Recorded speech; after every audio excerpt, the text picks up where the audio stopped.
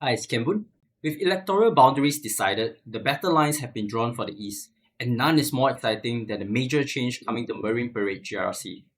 So this five-member constituency will absorb all of MacPherson, take some from Mountbatten and Potong Pasir SMCs, and give up parts of Chai Chee and Siglap to East Coast GRC, which is probably why it ended with this mind-bending name of Marine Parade Bradder Heights GRC. So visually it went from this in 2020 to this in 2025, which looks awfully like Marge from The Simpsons. Sorry, you're never going to be able to unsee this now. So in the last election, PAP did relatively poor, winning just over 57% of the vote against the Workers' Party, and this was in the context of them getting over 64% in the election before. So let's start with the elephant in the room. What's going to happen to the Tan Chuan Jin Ho that is left behind? So Mr. Tan was embroiled in an extramarital affair with another MP and resigned back in July 2023. So turns out that hole could be filled by Miss Ting Pei Ling from the MacPherson SMC that will be absorbed into this GRC. And I got to tell you, this was either foresight or luck, because Miss Ting had already been actively taking care of the Kembangan Chai Chee residents that used to be under Mr. Tan's ward. Even a recent initiative to provide shuttle buses in the region had her face plastered on the bus itself, almost foreshadowing of things to come. So these are all in PAP's favour because Ms. Ting had one of the highest mandate from the last election, and that love for PAP could spill over into the Marine Parade Bradder Heights elections. A quick tangent into political strategy. I think it's no secret that PAP adopts anchors for their GRCs, typically a sitting minister, and the idea is that citizens will look favourably on that and vote the entire team in.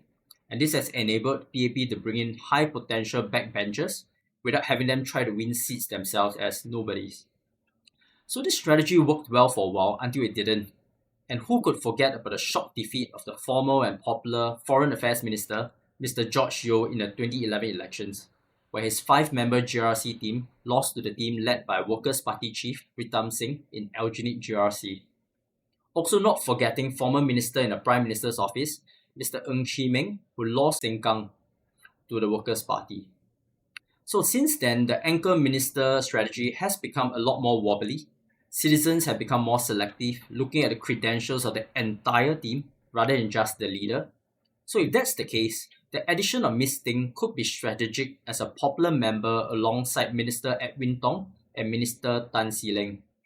However, if PAP intends to use her as an anchor in a team of unknowns, her popularity alone may be insufficient to carry a team. On the other side of the aisle, the Workers' Party is likely to contest this area again, and similarly have a trump card up their sleeves. So Mr. Harpeet Singh was first seen making his rounds in Marine Parade in August 2023. Since then, he has made no secret of his political aspirations. His credential draws parallel to Marine Parade GRC incumbent, Minister Edwin Tong. So like Minister Tong, Mr. Singh is a senior counsel. In addition, he is the managing partner of his own law firm and is an alumni of NUS and Harvard Law School. Similar to Ms. Singh, Mr. Singh could be the cult personality that anchors a Workers' Party GRC team. At the minimum, he will definitely be a credible member given his credentials. So while he debuted with members of the Workers' Party team that contested Marine Parade, there's every chance that he could go to the nearby East Coast GRC instead. This is a real and present possibility, since popular ex-member Miss Nicosia resigned in July 2023 after admitting to an extramarital affair with another WP member. Also, the Workers' Party achieved a good 4% higher in East Coast compared to Marine Parade in the last election, so why not try to push those odds higher? Alright, so that's all my thoughts on the battle that's happening in the East. If you haven't already checked it out, I did a similar one for the West that you can see in the links.